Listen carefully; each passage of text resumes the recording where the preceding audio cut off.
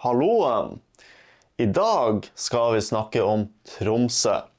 Jeg kommer til å bruke min egen dialekt når jeg skal snakke nå. Så du som lytter på, må lytte godt, for i dag blir det Tromsø-snakk. Kommer bare til å snakke om Tromsø og dialekten min. Så jeg kommer jo da fra Tromsø. Jeg er født og oppvokst der. Og jeg har bodd der i cirka 20 år. Akkurat nå bor jeg i Bergen. Men jeg har jo så klart bodd i Tromsø nesten hele livet mitt. Så jeg har veldig sterke forbindelser med byen. Så jeg kan jo egentlig bare ta det fra starten av. Min barndom, så jeg ble jo som sagt født der. Jeg ble født og oppvokst på Sletteelva, som er på Kvaløya, som er en øy utenfor Tromsø. Altså Tromsø er jo da en øy, ikke sant? Og det er faktisk en tredjedel av Manhattan, sammenlignet med New York. Så vi kan jo skryte av det. Men Kvaløya er jo da enda en øy utenfor Tromsø som er litt større. Og Kvaløya har mange plasser, sånn som du har Storelva, du kan dra til Ersfjorden, du har veldig fine fjorder, og det er der du finner veldig mange fine fjell. Du kan kjøre videre ut til Ringvassøy, og der er veldig gode fiskemuligheter. Hvis du ønsker å fiske, så har du masse båtplasser der. En fin plass å ha i hytte, hvis du vil investere i en hytte. Så det er et kjempefint område. Jeg vil si at Kvaløya er jo så klart den beste plassen for meg.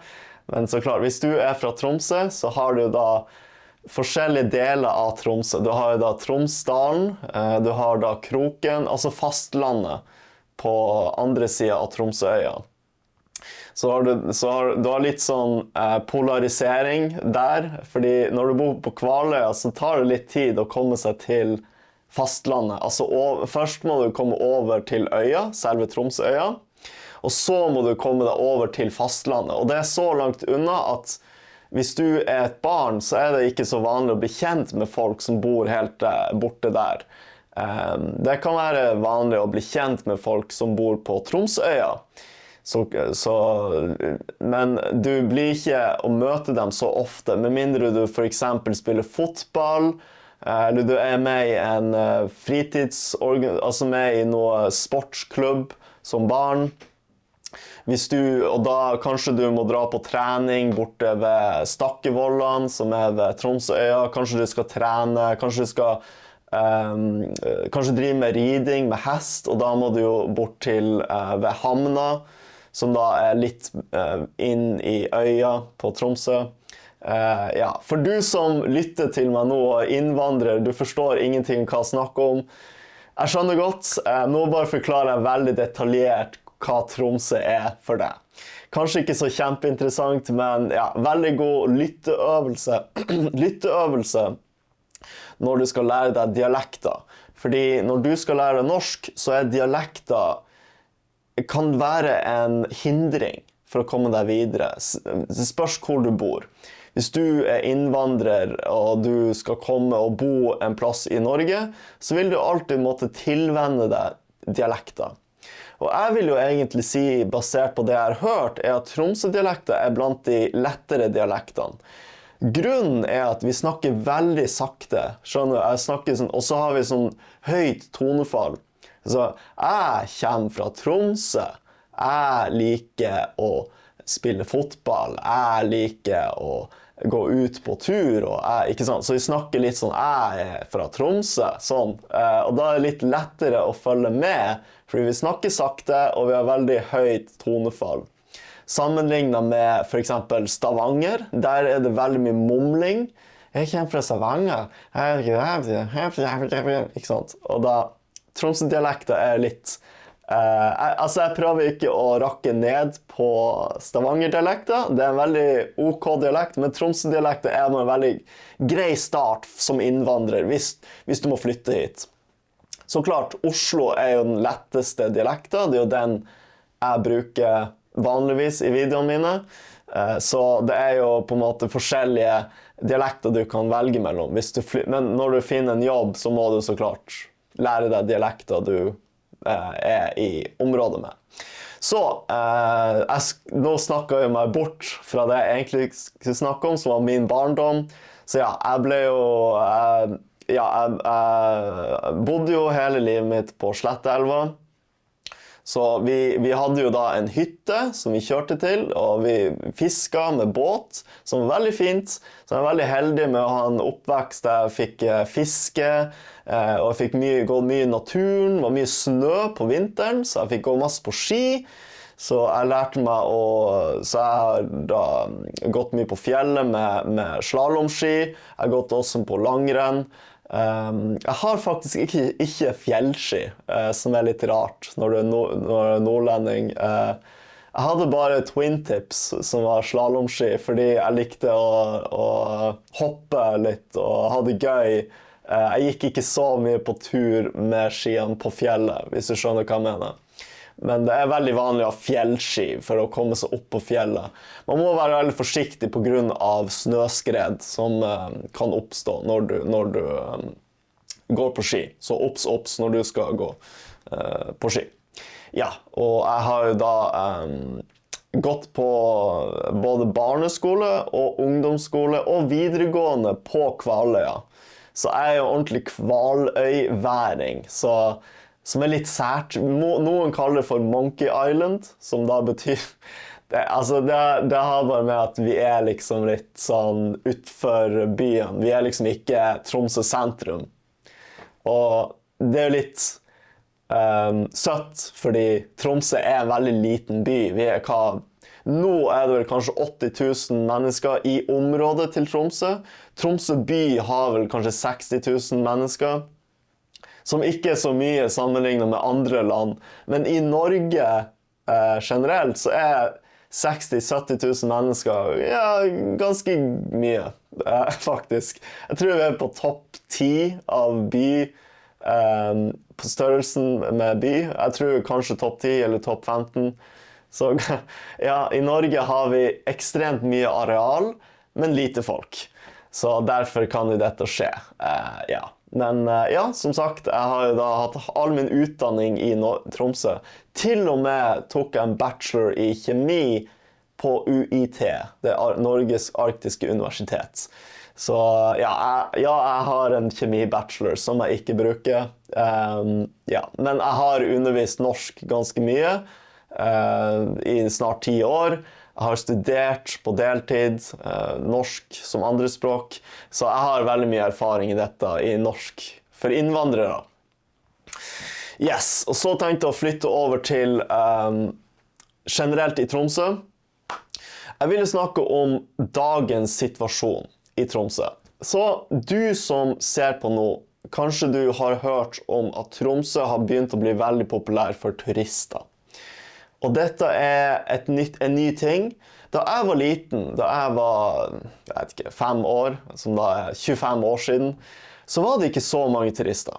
På vinteren så var det faktisk ikke så populært å komme til Tromsø. Det var kanskje noen fra Storbritannia, fordi Storbritannia og Norge har veldig lang historie med turisme. Og så var det jo folk fra Tyskland, Europa generelt. Kanskje litt, ikke sånn kjempemye. Men nå i de siste 5-10 årene så har det eksplodert med turisme. Det har gått helt av skaftet, som betyr at det har bare tatt helt av. Det er ute av kontroll.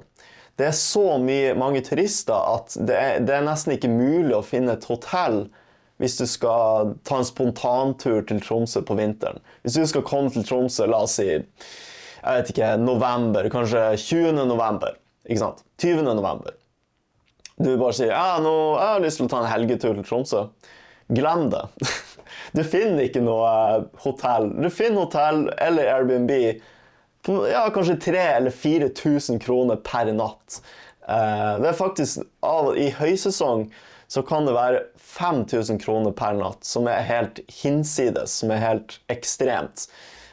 Så det er ikke så gøy situasjon, fordi det er ikke så...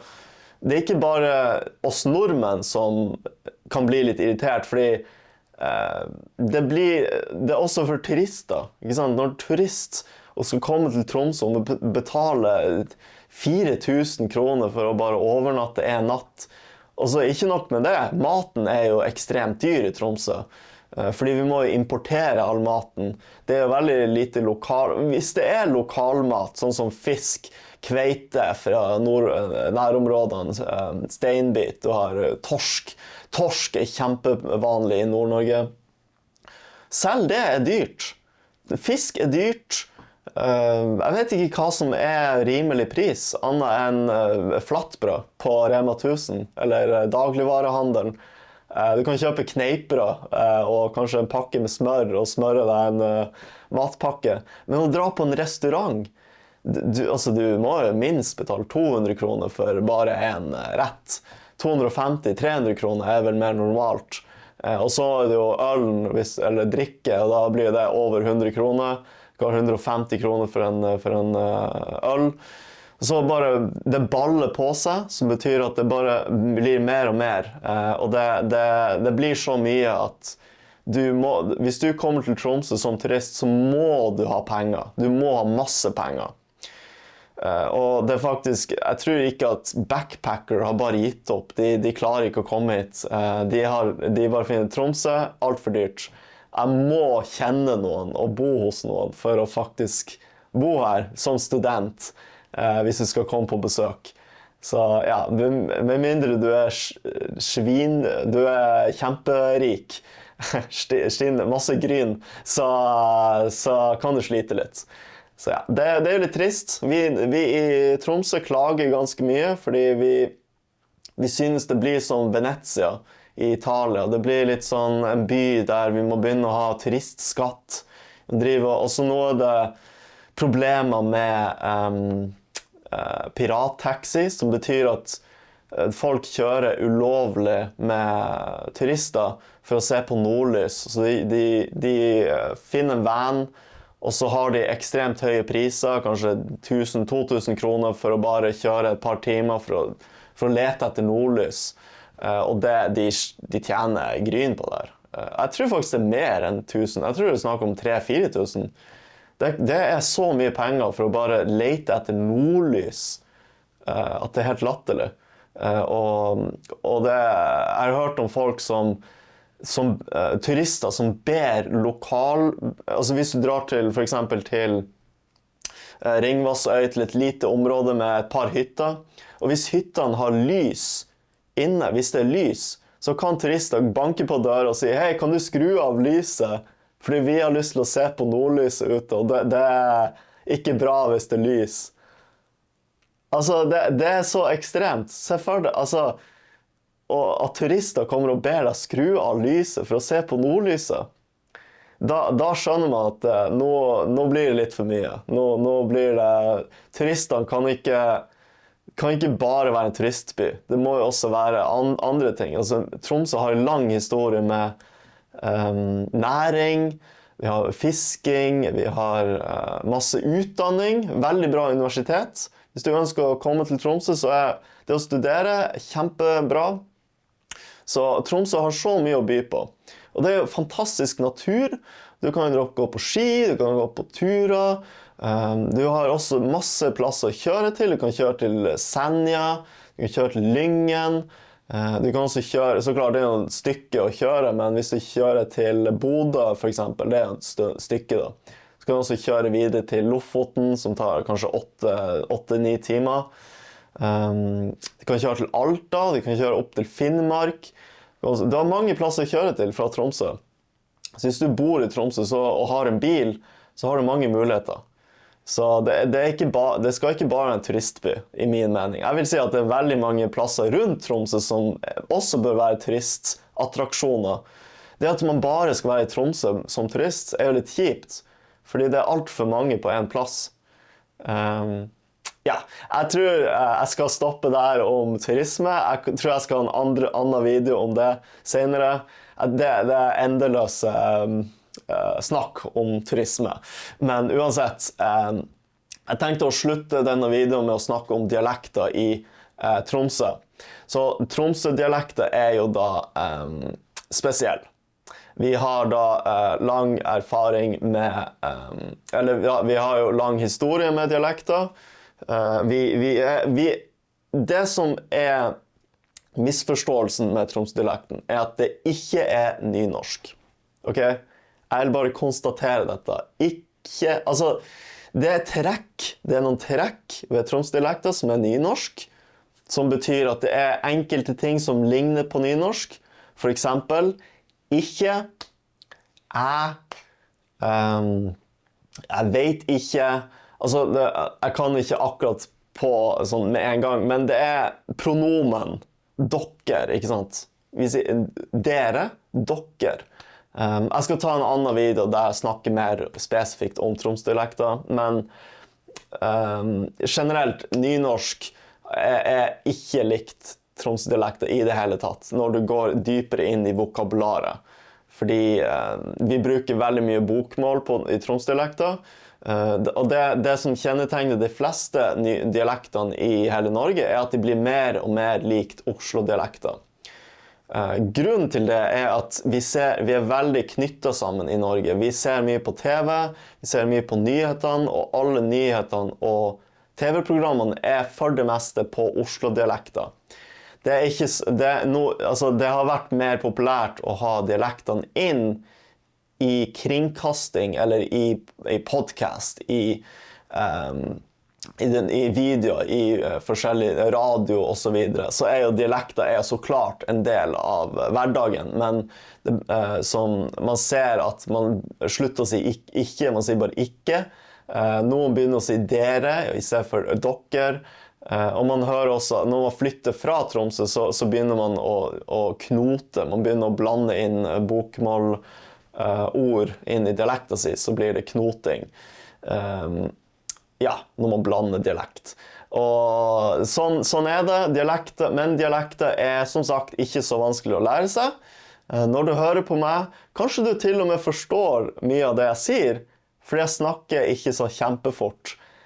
Ok, kanskje jeg snakket litt fort da jeg hadde sånn veldig sterke meninger om ting, men generelt så snakker jeg ganske så sakte. Gjerne skriv i kommentarfeltet om du forstod det jeg snakker om, som er et veldig stort pluss. Du er jo kjempeflink hvis du faktisk har klart å fullføre denne videoen så langt at du klarte å høre alt. Men ja, det er artig å snakke om Tromsø og Tromsø-snakk. Jeg kommer til å ha slike videoer en gang i måneden, cirka. Fordi dette er jo min dialekt. Og jeg liker mest å snakke sånn her. Det er sånn her jeg snakker daglig i Norge. Den eneste gangen jeg ikke snakker sånn her, er når jeg snakker med elevene mine. Da snakker jeg med bokmål, slik. Men i hverdagen så må jeg bruke min egen identitet, som er dette. Dette er meg. Så dette er meg.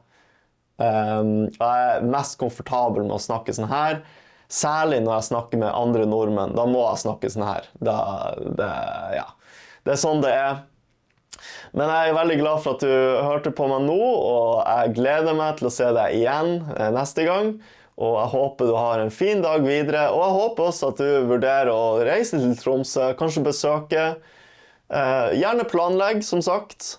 Dyrt å dra dit, men hvis du er tidlig ute, la oss si et halvt år i forveien, da kan du finne rimelige priser, og du kan holde deg innenfor et budsjett. Så ikke gi opp drømmen om å dra til Tromsø. Og bare for å konkludere, for å se nordlyset, så må du dra mellom slutten av september og starten av mars. Men det er best i januar er det best å se nordlys, for å være helt ærlig. Men det er bare noe jeg ville si til deg. Så jeg håper du har en fin dag videre. Vi ses senere. Ha det bra.